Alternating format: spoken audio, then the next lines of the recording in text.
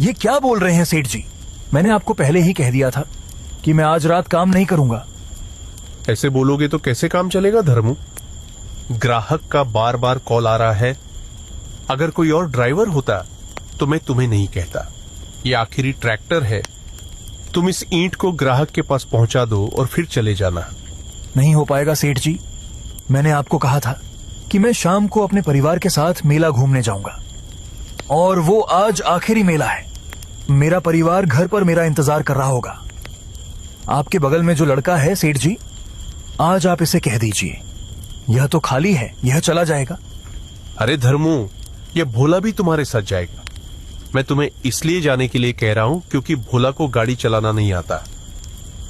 और रही बात मेले की, तो तुम 1 घंटे में वापस भी आ जाओगे। उसके बाद अपने परिवार के साथ मेला चले जाना। बस 1 घंटे की ही बात है। इसमें तुम्हारा भी काम हो जाएगा और मेरा भी। इतना कहने के बाद मैं अब मना भी नहीं कर सकता। ठीक है सेठ जी, मैं इस ईंट को पहुंचा देता हूं। चलो भोला, मैं तुम्हें आज गाड़ी चलाना भी सिखा दूंगा। धर्मू रात में सिर्फ 1 घंटा काम करने के लिए मान जाता है और भोला को साथ लेकर उस ट्रैक्टर के पास जाने लगता है। तभी धर्मू देखता है कि एक काला कौवा ट्रैक्टर पर बैठकर गला फाड़ रहा है। अरे धर्मू भैया, यह देखो, काला कौवा गरज रहा है। लगता है कुछ अशुभ होने वाला है। अरे भोला, ये अशुभ तशुभ कुछ नहीं होता है। ये सब अंधविश्वास है। अगर तुम ऐसे रहोगे तो बड़ा आदमी नहीं बन पाओगे। धर्मू कौवा को वहां से उड़ा देता है और ट्रैक्टर पर बैठ जाता है। धर्मू पूरी तरह से अनजान था कि आगे कितनी बड़ी समस्या आने वाली है।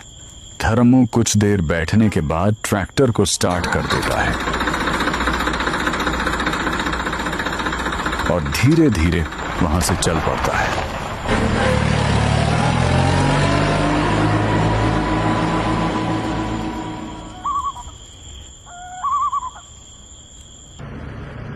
अरे भोला, सेठ जी ने इस ईंट को उतारने के लिए कहां पर बोला था? मुझे नहीं पता धर्मू भैया। सेठ जी ने इस बारे में मुझे कुछ भी नहीं बताया है कि इस ईंट को कहां उतारना है।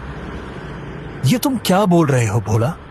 मुझे तो ऐसा लगा था कि तुम्हें अच्छी तरह पता होगा कि इस ईंट को कहां उतारना है, इसलिए मैंने भी सेठ जी से इसके बारे में कुछ नहीं पूछा। खैर, अब ये सब बातें छोड़ो। भोला, तुम अपने फोन से अभी सेठ जी को कॉल करके साफ साफ पूछ लो कि इस ईंट को आखिर कहां उतारना है, ताकि हमें आगे कोई दिक्कत ना हो। ठीक है धर्मू भैया, मैं अभी सेठ जी को कॉल करके पूरी बात पूछ लेता हूँ ताकि हमें सही जगह का पता चल सके। तभी भोला बिना देर किए तुरंत अपने फोन से सेठ जी को कॉल लगा देता है।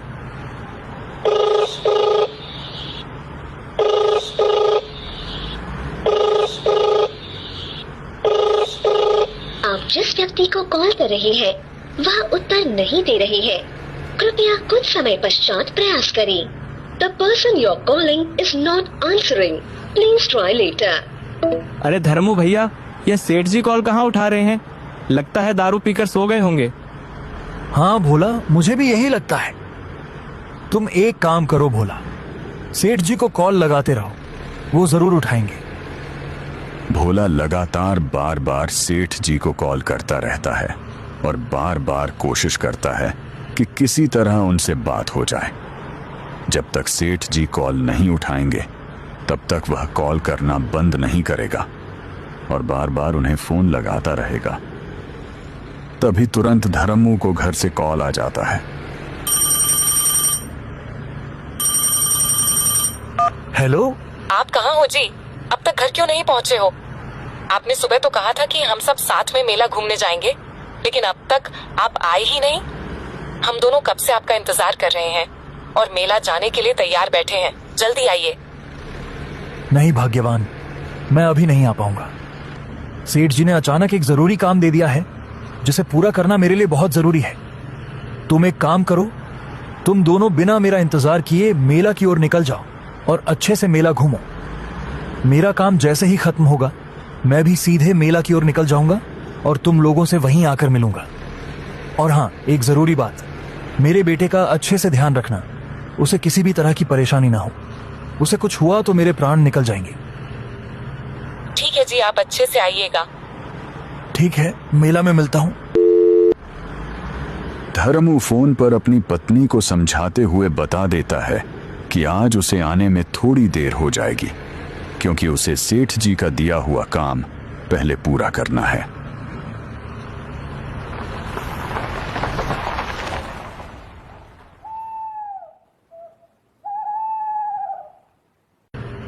अरे क्या हुआ भोला, सेठ जी ने कॉल उठाया या नहीं? जल्दी पूछो, हमारे पास टाइम नहीं है। अगर हम आगे निकल गए तो बहुत समस्या हो जाएगी और फिर से पीछे आना पड़ेगा। फोन नहीं उठा रहा है धर्मू भैया। मैं तभी से लगातार कॉल कर रहा हूँ और अब तक 50 से ज्यादा बार फोन लगा चुका हूँ, लेकिन फिर भी वह कॉल नहीं उठा रहे हैं। यह तो बहुत बड़ी समस्या खड़ी हो गई भोला। अगर सेठ जी कॉल नहीं उठाएंगे तो हमें काफी दिक्कत हो जाएगी। तुम लगातार कॉल लगाते रहो, बिल्कुल भी रुकना मत। शायद किसी समय वे फोन उठा लें। धर्मू भैया गाड़ी रोकी। क्या हुआ भोला, अचानक गाड़ी क्यों रुकवाई? सामने देखिए धर्मू भैया, अभी अभी एक बिल्ली ने हमारा रास्ता काट दिया है, इसलिए मैंने गाड़ी रुकवाई है। मुझे तो एक पल के लिए ऐसा लगा कि मैंने किसी को टक्कर मार दी है, इसलिए मैं घबरा गया था। मैंने तुम्हें पहले ही समझाया था कि इन अंधविश्वासों में मत पड़ो। ये सब बेकार की बातें हैं, इनका असलियत से कोई लेना देना नहीं होता।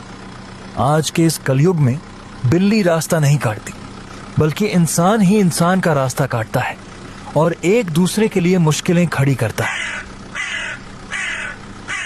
तभी अचानक वही कौवा फिर से आकर गाड़ी के ऊपर बैठ जाता है, जो कुछ देर पहले जोर जोर से गला फाड़कर आवाज कर रहा था। यह देखकर भोला की आंखें फटी की फटी रह जाती हैं और वह घबरा जाता है। उसके मन में अजीब अजीब ख्याल आने लगते हैं और वह सोच में पड़ जाता है कि आखिर यह कौवा बार बार उसका ही पीछा क्यों कर रहा है और इसके पीछे क्या कारण हो सकता है। अरे धर्मू भैया, वो देखिए, यह वही कौवा है जो चिमनी भट्ठा पर गरज रहा था। लगता है ये कौवा हमारा पीछा कर रहा है। अरे नहीं रे, ये कोई दूसरा कौवा होगा। तुम बेकार की बातों पर ध्यान मत दो, तुम बस सेठ जी को लगातार कॉल लगाते रहो। मैं तब तक गाड़ी को धीरे धीरे आगे बढ़ाता हूँ। ड्राइवर यह सब कुछ नजरअंदाज करते हुए धीरे धीरे गाड़ी को आगे बढ़ाता रहता है और बिना किसी डर के ये अपने रास्ते पर चलता जाता है, जैसे उसे इन बातों से कोई फर्क ही नहीं पड़ता। तभी अचानक ड्राइवर के पास फिर से उसकी पत्नी का कॉल आ जाता है। बोलो भाग्यवान, क्या कह रही थी? आपने फिर से कॉल क्यों किया? हेलो, मैं विक्रांत सिंह रामगढ़ गांव का इंस्पेक्टर बोल रहा हूं। यह फोन जिस महिला का है, दुख के साथ बताना पड़ रहा है कि उस महिला की मृत्यु हो गई है। इतना सुनते ही धर्मू के होश उड़ जाते हैं और वह घबराकर तुरंत अपनी गाड़ी में जोर से ब्रेक लगा देता है, जिससे गाड़ी अचानक रुक जाती है। उसके साथ लगभग 8 साल का एक बच्चा भी था, जिसकी हालत बहुत ही गंभीर है। ये कैसे हुआ इंस्पेक्टर साहब? मेरा परिवार तो बिल्कुल सही सलामत था। अभी कुछ ही देर पहले मेरी उनसे बात हुई थी। मुझे लगता है कि तुम्हारा परिवार टेम्पो से कहीं जा रहा था। टेम्पो चलाने वाला आदमी दारू पीकर नशे में था, जिसके कारण उसका नियंत्रण बिगड़ गया और टेम्पो पलट गई। इस हादसे में ड्राइवर की भी मौके पर ही मृत्यु हो गई। यह घटना इस गांव के पुराने कुएं के पास हुई है। तुम जितनी जल्दी हो सके यहाँ पहुँच जाओ। सच कहूँ तो मुझे तुम्हारे बेटे की हालत भी बहुत गंभीर लग रही है और मुझे नहीं लगता कि वह ज्यादा देर तक संभल पाएगा। मैंने एम्बुलेंस को भी तुरंत कॉल कर दिया है, लेकिन तुम भी बिना देर किए जल्दी यहाँ पहुँच जाओ। ठीक है इंस्पेक्टर साहब, मैं तुरंत वहाँ पहुँचता हूँ। क्या हुआ धर्मू भैया, आप इतने घबराए हुए क्यों हैं? अरे भोला, बहुत बड़ी समस्या हो गई है। मेरे परिवार का भयानक एक्सीडेंट हो गया है। इस हादसे में मेरी पत्नी की मृत्यु हो गई है और मेरे बेटे की हालत बहुत ज्यादा गंभीर बताई जा रही है। मुझे तुरंत वहां जाना पड़ेगा भोला, एक पल भी देर नहीं कर सकता। जाना तो पड़ेगा धर्मू भैया, इतना बड़ा हादसा हो गया है और इधर सेठ जी भी कॉल नहीं उठा रहे हैं, जिससे स्थिति और भी गंभीर हो गई है।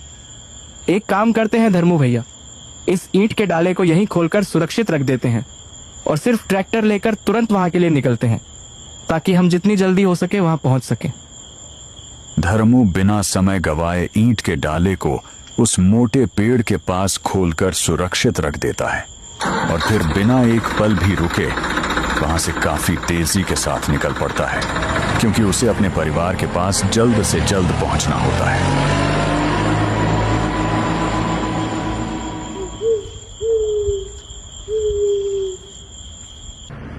जल्दी जल्दी चलाइए धर्मू भैया, नहीं तो बहुत देर हो जाएगी। अगर हम समय पर नहीं पहुंचे तो आप अपने बेटे को भी नहीं देख पाएंगे, इसलिए जितना हो सके गाड़ी तेज चलाइए। इतने बड़े हादसे के कारण धर्मू पूरी तरह से घबराया हुआ होता है और वह भोला को कोई जवाब नहीं देता। वह बस चुपचाप ट्रैक्टर को बहुत तेजी से चलाता रहता है, क्योंकि उसके मन में अपने परिवार की चिंता ही चल रही होती है।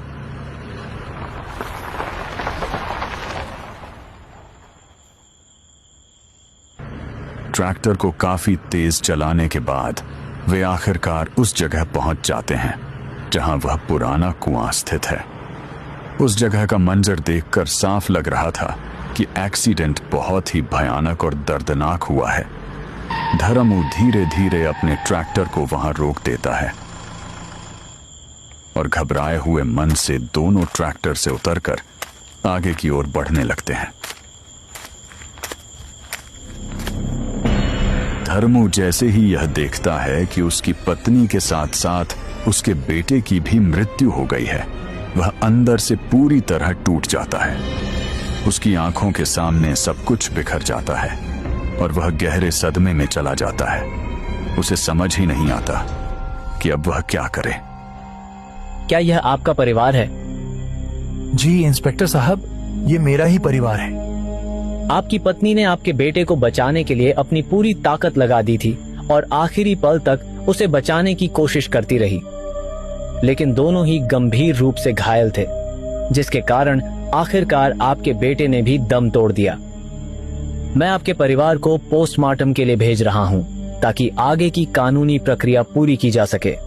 तुम भी थोड़ी देर में थाने आ जाना, वहां बाकी जरूरी कार्यवाही की जाएगी। साहब जी, मैं अपने परिवार का पोस्टमार्टम नहीं कराना चाहता हूँ। आप मेरे परिवार को यहीं छोड़ दीजिए। इसके बारे में जो भी बात करनी है वह थाने जाकर ही करना, क्योंकि वहां पर ड्राइवर का परिवार भी आने वाला है और वहीं पर सभी जरूरी बातों और कार्यवाही पर ठीक से चर्चा की जाएगी। इतना कहकर इंस्पेक्टर उसके परिवार को पोस्टमार्टम के लिए एम्बुलेंस में लेकर चले जाते हैं।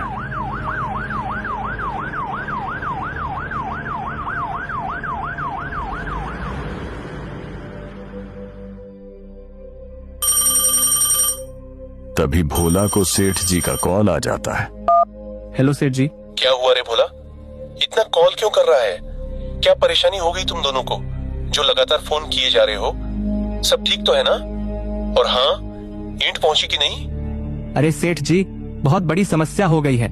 धर्मू भैया के परिवार का भयानक एक्सीडेंट हो गया है। इस हादसे में उनकी पत्नी और बेटे की मौत हो गई है। ये खबर सुनकर धर्मू भैया पूरी तरह से सदमे में हैं। उन्होंने उस सुनसान सड़क के पास जहां एक मोटा सा पेड़ खड़ा है, वहीं ईंट का डाला खोल दिया है। हम दोनों अभी धर्मू भैया के गांव में ही हैं, जहां यह भयानक हादसा हुआ है। हे भगवान, यह तो बहुत ही बुरी खबर है भोला। इस हादसे में तो उसका पूरा परिवार ही खो गया। सारी गलती मेरी ही है। मैं ही उसे जिद करके दूसरे जगह पर भेज दिया।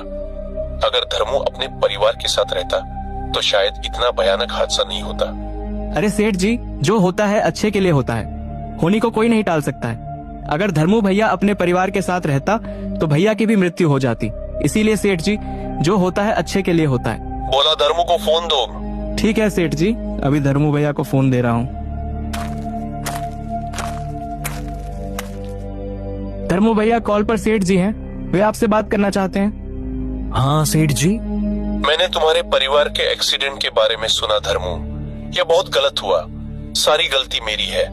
मैं तुम्हें वहां नहीं भेजता और यह हादसा नहीं होता। तुम अपने परिवार की बॉडी घर लेकर आओ। मैं तुम्हारे घर पहुंच रहा हूँ। सेठ जी, मेरे परिवार के डेड बॉडी पुलिस वालों ने अपने साथ लेकर चला गया। पोस्टमार्टम के लिए मैंने उसे बार बार मना किया कि मैं अपने परिवार का पोस्टमार्टम नहीं करना है, लेकिन फिर भी वह लेकर चला गया। तुम चिंता मत करो, मैं अभी थाने जा रहा हूँ और मैं भी देखता हूँ कि वह कैसे पोस्टमार्टम करता है। तब तक तुम एक काम करो, ईंट का डाला जिसे तुम वहां खोल कर रखे हो, उस जगह से आगे 100 मीटर की दूरी पर एक टावर है। उस टावर के द्वार पर वह ईंट का डाला वहीं छोड़ देना और तुम जल्दी से अपना घर पहुंचो। मैं भी तुम्हारे परिवार का डेड बॉडी लेकर घर पहुंच रहा हूं। ठीक है, मैं रखता हूं, नहीं तो थाना पहुंचने में देर हो जाएगी। सेठ जी कॉल रख देते हैं और धर्मू बिना रुके ट्रैक्टर के पास जाने लगता है। कुछ देर में वह ट्रैक्टर स्टार्ट करके वहां से चल देता है।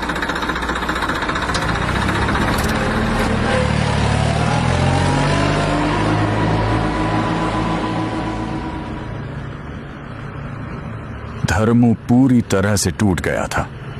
एक ही रात में उसका परिवार गायब हो गया। कुछ देर ट्रैक्टर चलाने के बाद वह उस जगह पहुंचते ही अपने ट्रैक्टर में जोर से ब्रेक मारता है। वह सामने का मंजर देखकर हैरान रह जाता है। सामने जो डाला था वह पूरी तरह से खाली था, उसमें एक भी ईंट मौजूद नहीं थी। यह देखकर धर्मू बेहोश हो जाता है। अरे धर्मू भैया, अपनी आंखें खोलिए और ध्यान से आगे देखिए। जो डाला था उसमें से सारी ईंटें गायब हो गई हैं। धर्मू भैया, जल्दी अपनी आंखें खोलिए। धर्मू ट्रैक्टर से अचानक नीचे उतर जाता है। जैसे ही वह सामने देखता है, उसे अपने परिवार के सदस्य दिखाई पड़ते हैं। उसे विश्वास नहीं होता कि उसका परिवार जीवित कैसे हो गया। वह पीछे मुड़कर भोला को देखता है, जो अभी भी धर्मू को जगा रहा होता है। ये क्या हो गया धर्मू भैया आपको? आप आंखें नहीं खोल रहे हैं। जैसे ही भोला सही से चेक करता है तो उसे यह जानकर गहरा शोक होता है कि धर्मू भैया अब इस दुनिया में नहीं रहे। वह समझ नहीं पाता कि यह कैसे हुआ और उसकी आंखों के सामने सब कुछ धुंधला सा होने लगता है। इधर पूरा परिवार एक साथ होकर हवा में गायब हो जाता है।